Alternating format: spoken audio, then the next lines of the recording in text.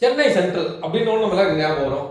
நிறைய சினிமாவில் பார்த்தீங்கன்னா அந்த காலத்துலலாம் பார்த்தீங்கன்னா ஹீரோ என்ட்ரி அப்படின்னாலே இந்த சென்ட்ரல் ஸ்டேஷன் தான் நல்லா காட்டுவாங்க. முதல்ல அதான் வரும், அப்புறம் எல்ஐசி காட்டுவாங்க. இப்படிதான் தெரியும். படம் சென்ட்ரலுக்குன்னு ஒரு தனி கதை இருக்கு. 1873 கட்டப்பட்டது இந்த சென்ட்ரல் ரயில்வே ஸ்டேஷனு. முன்னாடி மெட்ராஸ் ரயில்வே ஸ்டேஷன் தெரியும். ஏன்னா அது வந்து 96க்கு அப்புறம் வந்து சென்னைன்னு மெட்ராஸ் சென்னைன்னு பேர் மாற்றம் இருந்தது. அப்போ வந்து சென்னை சென்ட்ரலாக மாறிச்சு. இப்போ அதோட பேர் பார்த்தீங்கன்னா புரட்சி தலைவர் எம்ஜி ராமச்சந்திரன் ரயில் நிலையம் பேர் மாற்றப்பட்டிருக்கு. இதுக்கு பின்னாடி ஒரு பெரிய ஹிஸ்ட்ரி அப்படின்னு சொல்றதை விட இது பல எமோஷன்ஸ்.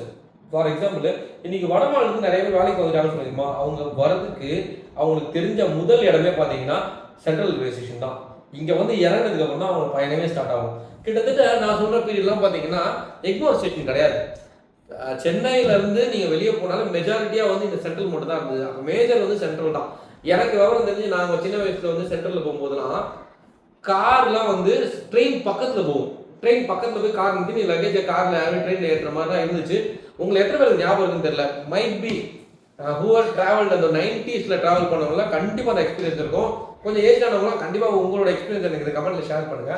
அது நல்ல எக்ஸ்பீரியன்ஸ். அதை தாண்டி சென்ட்ரல் அப்படின்னு போகும்போது இன்னைக்கு வந்து நம்ம பார்க்குற சென்ட்ரல் சிவப்பு பில்டிங் இருக்கு இல்லையா, இது அந்த காலத்துலேயே சிவப்பு பில்டிங் தான். கட்டது யாருன்னா ஜார்ஜ்னு ஒரு வெள்ளக்காரர் தான் கட்டினாரு. அதுக்கப்புறம் காலப்போக்கில் வந்து ராபர்ட் ஒருத்தர் என்ன பண்ணாரு, விரிவாக்கப்படுறாரு. இதெல்லாம் வந்து 1800 உள்ள கதைகள், அதை விட்டுருவோம். இப்போ 2026 சென்ட்ரல் அப்படின்றது எப்படின்னு பார்த்தீங்கன்னா இன்னைக்கும் லட்சக்கணக்கான மக்கள் பயன்படுத்தக்கூடிய ரொம்ப ரொம்ப முக்கியமான இந்தியாவோட ரயில் நிலையமாக பார்க்கப்படுது. இன்னும் சொல்ல போனா இது கட்டதுக்கு முக்கியமான காரணம் தென்னிந்தியாவை உள்ள வெள்ளக்காரங்க இணைக்கிறதுக்காக உருவாக்கப்பட்டது தான். ஈஸ்ட் இந்தியா கம்பெனி வந்து தென்னிந்தியா ஃபுல்லா வந்து ஒரு connect, for example Kerala, Karnataka, Andhra இதெல்லாம் கனெக்ட் பண்ற ஒரு முக்கியமான இடமா பார்த்தது. ஏன்னா உங்க எல்லாருமே தெரியும், மெட்ராஸ் இஸ் நாட் அதுக்கு ஒரு பூர்வீகம் கிடையாது. மெட்ராஸ் இது வந்து உருவாக்கப்பட்ட வர்த்தக நகரம் தான் மெட்ராஸ். நீங்க யாருமே பார்த்தீங்கன்னா மேக்ஸிமம் சொந்த ஊர் மெட்ராஸ் சொல்றதுல ஜென்ரேஷனே பார்த்தீங்கன்னா ஒரு குறிப்பிட்ட டைமுக்கு அப்புறம் தான் இருக்கும். அதுக்கு முன்னாடி ஃபுல்லா இடம்பெயர்ந்து புலம்பெயர்ந்து பொழப்புக்காக வந்தவங்க தான் இங்க இருந்திருப்பாங்க. அப்பெல்லாம் பார்த்தீங்கன்னா இங்க நிலக்கரி வந்து ரொம்ப பெரிய வர்த்தகமா இருந்துச்சு.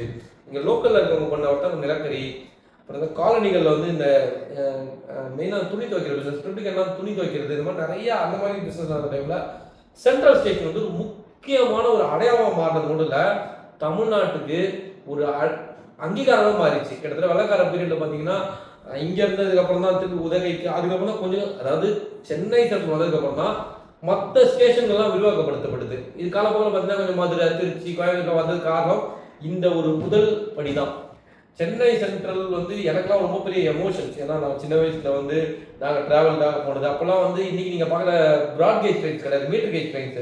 மீட்டர் கேஜ் ட்ரெயின்றது உங்களுக்கு தெரியாது. மீட்டர் கேஜ் என்னன்னு பார்த்தீங்கன்னா இந்த பக்கம் 4 சீட், 2 சீட்ல அந்த மாதிரி 2 சீட் இருக்காது. அந்த இடம் தான் பார்த்து இருக்கும், சின்னதாக இருக்கும். கிட்டத்தட்ட எலக்ட்ரிக் ட்ரெயினுமே வந்து பார்த்தீங்கன்னா முன்னாடி வந்து மீட்டர் கேஜ் தான் இருந்தது. இப்போதான் எல்லாம் ப்ராட்கேஜாக மாறிடுச்சு. நிறைய பேர் நீங்கள் ப்ராட்கேஜ் மீட்டர் கேஜ் உங்களுக்கு தெரியாதுன்னு நினைக்கிறேன். பழைய படங்கள்ல தெரியல அதுக்கான எப்படி சொல்றது, மீட்டர் கேஜ் வந்து கொஞ்சம் சின்னதாக இருக்கும். இவன் மீட்டர் கேஜ் ட்ரெயின்ஸ் எங்கேயுமே கிடையாதுன்னு நினைக்கிறேன். இப்போ எங்கேயுமே கிடையாது, எல்லாமே ப்ராட்கேஜாக மாறிடுச்சு.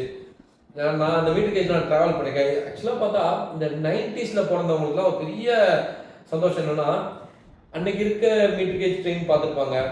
கொஞ்சம் முன்னாடி போயிருந்தா இந்த எரிவாயு சாரி சார்கோலில் போன ட்ரெயினில் போயிருப்பாங்க, இன்ஜின் ட்ரெயினில் போயிருப்பாங்க, எலக்ட்ரிக் ட்ரெயினில் போயிருக்கோம், மீட்டர் கேஜில் போயிருக்கோம், ப்ராட் கேஜில் போயிருக்கோம், மெட்ரோவில் போயிருக்கோம். அந்த மாதிரி எல்லா ட்ராவலையும் பார்த்தாச்சு. ஆனால் இது இந்த 2K கிட்ஸுக்கோ ஜென்சி கிட்ஸுக்கோ கிடச்சிருக்கோம்னா கிடச்சிருக்காது. பட் இது ஒரு அற்புதமான ஒரு விஷயங்கள்லாம் அந்த ஸ்டேஷன் எனக்கு கொடுத்துருக்கு. பர்சனலாக சொன்னால் எங்கள் அக்கா கல்யாணத்துக்காக நாங்கள் ட்ராவல் பண்ண போயிருக்கோம். நாங்கள் அந்த டைமில் வந்து பார்த்தீங்கன்னா ரொம்ப லாங்லேருந்து வருஷத்துக்கு ஒரு வாட்டி காரில் போவோம். அந்த மாதிரி ஊருக்கு போகும்போது டாக்ஸி புக் பண்ணுவாங்க. அதோட ஒரு பெரிய கனெக்டு. இன்னொன்று அப்போல்லாம் வந்து ஃப்ரெண்ட்ஸ் சர்க்கிளே, நீ சென்ட்ரல் போனியாடா, ஸ்டேஷன் ட்ரெயின் பார்த்தியாடான்லாம் கேட்பாங்க. இன்னும் ஒரு பாயிண்ட் ஆஃப் டைமில் ஃப்ளைட்டுக்கு பேசுகிற மாதிரி அப்போ ட்ரெயினுக்கே பேசுவாங்க. எங்கள் அத்தை சொல்லுவாங்க சின்ன வயசில் அவங்க ஸ்கூலோட ட்ரிப்பு ரயில்வே ஸ்டேஷன் ட்ரெயினை காட்டுறதுக்காக ட்ரிப்லாம் வச்சுருக்காங்க. இன்றைக்கி அப்படி இல்லை, நம்ம எல்லாமே சகஜமாக யூஸ் பண்ண ஆரம்பிச்சிட்டோம்.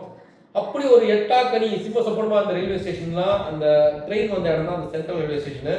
இதில் நிறைய ஸ்டோரிஸ் இருக்குது. இன்னைக்கு நிறைய வெளிமாநிலத்தில் தைரியமாக வரவேற்கிற இடமா மட்டும் இல்லாமல் இன்னைக்கு நம்மளோட ட்ராவலு, நம்மளோட அங்கே போய் உட்காந்து பாருங்க, நாலு உட்காந்துருக்காங்க. போய் உட்காந்து பார்த்தா அப்படி கையை கிட்ட வந்து பார்த்தா ஒருத்தர் ஒரு கனவுகளோட உட்காந்துருப்பாங்க. இங்கேருந்து இந்த ஊர் பயணம் பண்ணுறோம், அங்கே போய் என்ன பண்ண போகிறோம், இன்னும் நிறைய கேள்விகளோட ஒரு நல்ல எக்ஸ்பீரியன்ஸ் கொடுக்கக்கூடிய ஒரு இடம். சென்னை மெட்ரோ வந்ததுக்கப்புறம் சார் இப்போ சென்னை மெட்ரோன்னு இருக்கலாம், சென்ட்ரல் தான். Central is always central. எனக்கு சென்னை சென்ட்ரல் சொல்ல மெட்ராஸ் சென்ட்ரல் எனக்கு ரொம்ப பிடிக்கும். அந்த மெட்ராஸ்ன்ற பேர் என்றைக்குமே வந்து எனக்கு ரொம்ப எமோஷனலாக கரெக்டான பேர். அடுத்த வீடியோ ஆக்சுவலாக பார்த்தீங்கன்னா மெட்ராஸ் எப்படி சென்னையாக மாறிச்சுன்னா அடுத்த வீடியோ நாளைக்கு வரும், அதை பாருங்கள். பட் சென்னை சென்ட்ரல் பற்றி ஒரு பேசிக் வரலான்னு நான் உங்களுக்கு சொல்லியிருப்பேன். ஏன்னா இதில் ரொம்ப டீப் டைப் பண்ணவும் இல்லை. இது சிவப்பான கட்டிடம், வெள்ளக்கார பீரியட்லேருந்து அது மெயின்டைன் பண்ணாங்க. இடையில நீங்கள் வெள்ளையாக பார்த்துருப்பீங்க, அது பராமரிப்போம். அந்த ஃபோட்டோஸ் நிறைய வைரல் ஆச்சு. மற்றபடி இன்னைக்கு இந்தியாவோட ஒரு முக்கியமான இல்லத்தை நம்ம தமிழ்நாட்டில் சென்னையில் வச்சுருக்கோன்றது சென்னை வாழ் எல்லாமே ஒரு பெருமையான விஷயம். இந்த வீடியோ உங்களுக்கு பிடிச்சிருந்ததுன்னா மறக்காம சப்ஸ்கிரைப் பண்ணுங்கள். அடுத்த இதே மாதிரி வர நம்ம சென்னையில் வேற ஒரு விஷயத்தில் உங்களை மீட் பண்ணுறேன். நாளைக்கு மறக்காமல் பாருங்கள், மெட்ராஸ் சென்னையான விஷயத்தை பற்றி பேசுவோம். நன்றி. என் பேர் மேக்ஸ்.